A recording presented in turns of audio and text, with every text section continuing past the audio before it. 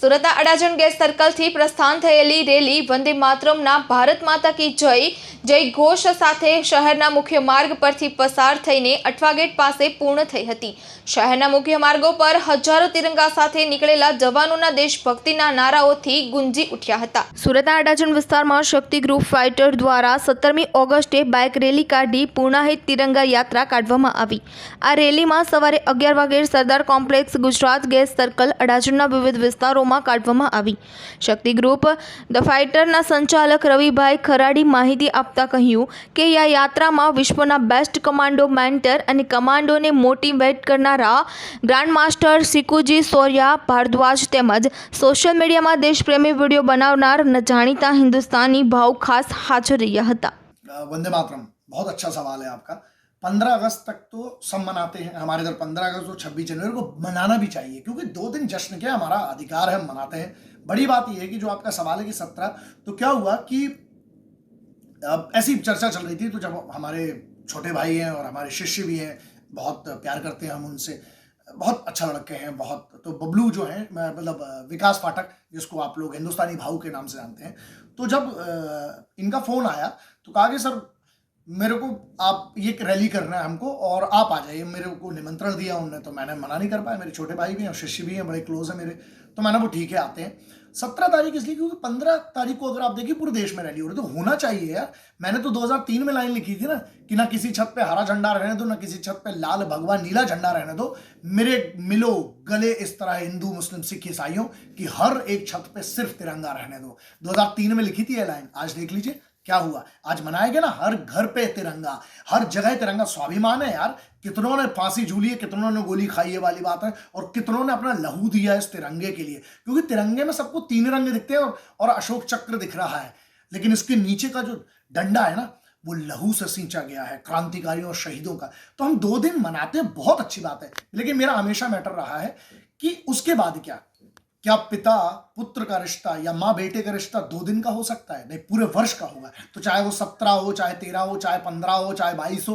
तो मैं हमेशा कहता हूं कि मैटर ये नहीं करता है कि आप 15 अगस्त और 26 जनवरी को कैसे मनाते हैं, मैटर ये करता है कि क्या करते हैं आप 16 अगस्त और 27 जनवरी के दिन। इसलिए 17 अगस्त है चुना, 17 अगस्त इसलिए चुना क्योंकि हर दिन हमारे लिए देश का सेलिब्रेशन है। बात बड़ी ये नहीं है कि आजादी मनाओगे कैसे, बात बड़ी ये है कि आजादी को निभाओगे कैसे।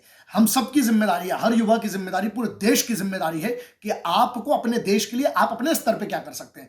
हर चीज आप सरकार के भरोसे नहीं छोड़ सकते, हर चीज आप ऑफिसर के भरोसे नहीं छोड़ सकते, हर चीज आप कॉर्पोरेशन, म्युनिसिपल कॉर्पोरेशन के या स्कूल और कॉलेज के भरोसे नहीं छोड़ सकते। आपको भी अपनी जिम्मेदारी लेना पड़ेगी। तो हमेशा कोशिश करिए कि आप देश के लिए क्या करते हैं। इसलिए एक ये था, तो इसीलिए मैंने इसको आमंत्रण जो था वो एक्सेप्ट किया और हमने कहा कि करते हैं। और 17 तारीख को, और आज कमाल हुआ। कमाल इसलिए हो गया, हजारों की भीड़ में कैसे वर्किंग डे के दिन बच्चे आए हैं। इसका मतलब देशभक्ति बहुत है, सिर्फ हमें चैनलाइज करना है इन बच्चों को देश के लिए और बेहतर करने के लिए। और मैं बहुत बड़ा फैन हूं यूथ का, मैं हमेशा से कहता हूं, क्योंकि इनमें ऊर्जा है और यही तो उम्र है यार।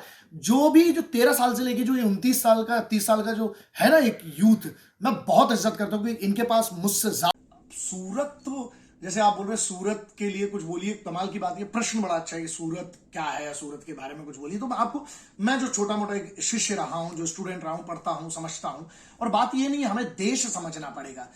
उदाहरण के तौर पे आप अगर महाराष्ट्र से हो, अगर आप बंगाल से हो, पंजाब से हो, बात ये नहीं है। अगर आप जैसे गुजरात में हो, सूरत में हो, अगर मुझे पता है ना कि क्या है इतिहास, तो बात यहां सूरत की सिर्फ नहीं है, अहमदाबाद की नहीं है, बात यह कि हर जगह का एक इतिहास है भारत में। इसलिए तो भारत यार इतना बड़ा चमक ना होती, तो बात यह है कि चमक जब होती है तभी तो मक्खियां आके बैठती हैं। तो 300 की अगर हम बात करें, 300 ईसा पूर्व, मतलब कितने हजार साल पहले हो गए, तो 300 में अगर आप देखें तो उस समय सूर्यपुर और माता तापी के कारण, तापी जिनको हम तापी नदी, मैया तापी जो है तापी नदी, उनके कारण सूर्य की पुत्री थी। और तापी नदी के उसके कारण भी उसका एक शब्द आता है सूरम। तो फिर सूरम, फिर उसके बाद सूर्यम, वो सूर्यम जो हुआ, फिर सूरतम जब उसको कहते हैं।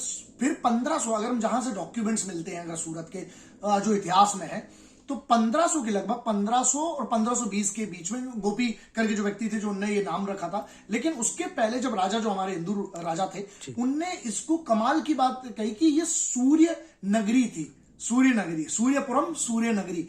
इसके कारण फिर बाद में इसको, लेकिन इनने कभी नहीं कहा सूरत। सूरत जो था सूरत है, वो SOO नहीं है, SURAT है, तो सुरैट कहते थे।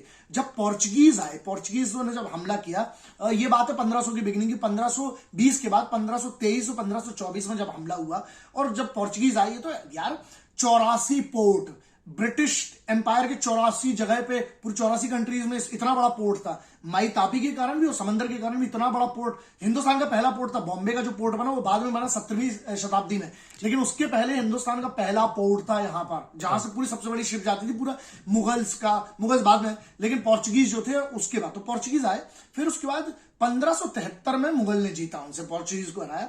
तो एक शब्द आता है अरबिक का, एक शब्द सुरत, जिसको चैप्टर बोलते हैं।